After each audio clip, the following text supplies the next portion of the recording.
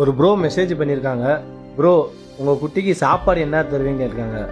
இவர் மட்டும் என்கிட்ட கேட்கல, ஆல்ரெடி நிறையா பேர் எனக்கு மெசேஜ் பண்ணி கேட்டிருக்காங்க. இன்னைக்கு வீடியோவில் குட்டிக்கு நான் என்ன தீவனம் வைக்கிறேன்னு அதைத்தையும் உங்களுக்கு காமிக்க போகிறேன். ஃபஸ்ட்டு வந்து பார்த்தீங்கன்னா கடலை புண்ணாக்கு எடுத்துக்கிறேங்க. இந்த கடலை புண்ணாக்கு வந்து பார்த்தீங்கன்னா சட்டியில் போட்டு ஒரு அரை மணி நேரம் ஊற வைக்கணுங்க. தண்ணியில் நல்லா அரை மணி நேரம் ஊறினதுக்கப்புறம் வந்து பார்த்தீங்கன்னா நல்லா பொதுன்னு கரைஞ்சி வந்துருங்க. இந்த மணிக்கு வந்துருங்க. வீடியோவில் பார்த்தாவே உங்களுக்கே தெரியும்.